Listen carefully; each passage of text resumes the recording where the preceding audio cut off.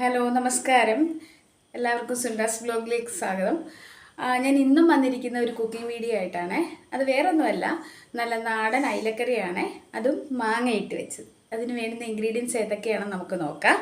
എടുത്തിരിക്കുന്നത് 1/2 കിലോ അയിലയാണ്. അത് നന്നായി ക്ലീൻ ചെയ്ത് വൃത്തിയാക്കി വെച്ചിട്ടുണ്ട്. ഇനി വേണ്ടുന്നത് ഒരു 3 സ്പൂണ് മുളക് പൊടി, ഒരു 2.5 സ്പൂണ് മല്ലിപ്പൊടി, ഒരു 3/4 സ്പൂണ് കുരുമുളക് പൊടി, 1/4 സ്പൂണ് പെരിഞ്ജീരകം, 1/4 സ്പൂൺ മഞ്ഞൾപ്പൊടി, ഒരു ചെറിയ കഷ്ണം ഇഞ്ചി അരിഞ്ഞത്, 3-4 ചെറിയ ഉള്ളി അരിഞ്ഞത്, 2-3 വെളുത്തുള്ളി അരിഞ്ഞത്. ഇനി മെയിനായിട്ട് വേണ്ടുന്നത് നല്ല നാടൻ പുളിയുള്ള മാങ്ങ അരിഞ്ഞു വെച്ചിരിക്കും. ഒരു മാങ്ങയാണ്, ഒരു മീഡിയം സൈസ് മാങ്ങയാണ്, നല്ല പുളിയുള്ള മാങ്ങയാണ്. പുളി നോക്കിയിട്ട് വേണം മാങ്ങ ഇടാൻ കേട്ടോ. നല്ല ചൂടായ ചട്ടിയിലേക്ക് നമ്മൾ വെളിച്ചെണ്ണ ഒഴിച്ച് അത് നന്നായിട്ട് തിളച്ചിട്ടുണ്ട്. അതിലേക്ക് നമ്മൾ ഇനി ഇടേണ്ടത് ശകലം കടുകാണ്.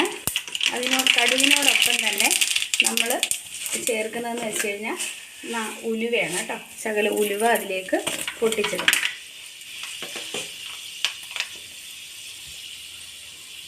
കടുകും ഉലുവയൊക്കെ പൊട്ടിയിട്ടുണ്ട്. നമുക്കതിലേക്ക് അരിഞ്ഞു വച്ചേക്കുന്ന കൊച്ചുള്ളി, ചെറിയ കഷ്ണം ഇഞ്ചി, വെളുത്തുള്ളി നമുക്കിട്ട് കൊടുക്കാം. അത് നന്നായിട്ട് വഴറാം.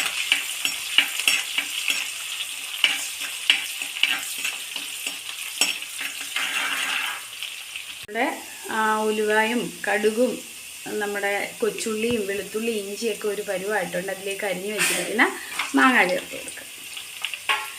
പിന്നെ ഈ മാങ്ങ എണ്ണയ്ക്കകത്ത് കിടന്ന് നന്നായിട്ടൊന്ന് മൂക്കാം. മാങ്ങയും എല്ലാം കൂടി ഇതിനകത്ത് കിടന്ന് ഈ എണ്ണയിൽ കിടന്ന് നന്നായിട്ട് വഴണ്ട് വന്നിട്ടുണ്ട്. അതിലേക്ക് നമുക്ക് ഈ മസാലപ്പൊടി ആഡ് ചെയ്ത് കൊടുക്കാം. അപ്പോൾ നമ്മുടെ ഈ മസാലയെല്ലാം എണ്ണയ്ക്കകത്ത് കിടന്ന് വഴണ്ടിട്ടുണ്ട്. അതിലേക്ക് വേണമെങ്കിൽ നമ്മൾ ആവശ്യത്തിനുള്ള വെള്ളം ഒഴിച്ചു കൊടുക്കും.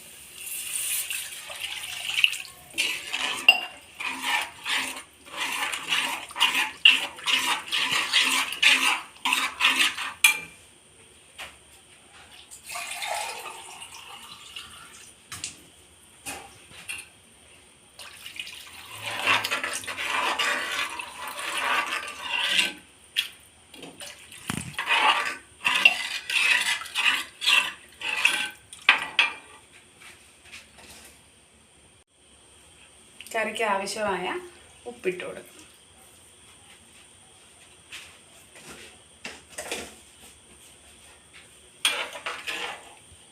അങ്ങനെ നമ്മുടെ അയിലക്കറിയുടെ മസാലയെല്ലാം നന്നായിട്ട് തിളച്ചിട്ടുണ്ട്. അതിലേക്ക് നമുക്ക് അയില ഓരോ കഷ്ണങ്ങളായിട്ട് ഇട്ട് കൊടുക്കാം.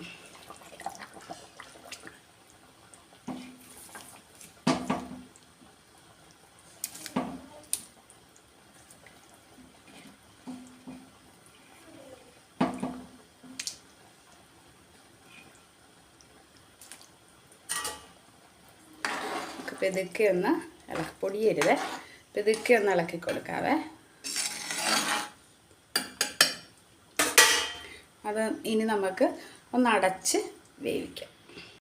അങ്ങനെ നമ്മുടെ അയിലക്കറി ഇവിടെ റെഡി ആയിട്ടുണ്ട്. നന്നായിട്ട് തിളച്ച് പറ്റി എണ്ണയൊക്കെ തെളിഞ്ഞ് ഇവിടെ ഇരിപ്പുണ്ട്. ഇതാണ് ഇതിൻ്റെ പരുവം കേട്ടോ. അതിലേക്ക് നമ്മൾ കറിവേപ്പിലയൊക്കെ ഇട്ട് അടച്ച് വെച്ച് അതിനുശേഷം നമ്മൾ നല്ല ചോറിൻ്റെ ഒപ്പം നല്ല ചീനിയുടെ കൂടെയോ ചോറിൻ്റെ ഒപ്പമൊക്കെ ചൂടോടുകൂടി ഇത് കഴിക്കാം. എൻ്റെ ഈ കുക്കിംഗ് വീഡിയോ നിങ്ങൾക്ക് ഇഷ്ടമാവുകയാണെങ്കിൽ നിങ്ങൾ ലൈക്ക് ചെയ്യണം, ഷെയർ ചെയ്യണം, സബ്സ്ക്രൈബ് ചെയ്യണം. താങ്ക്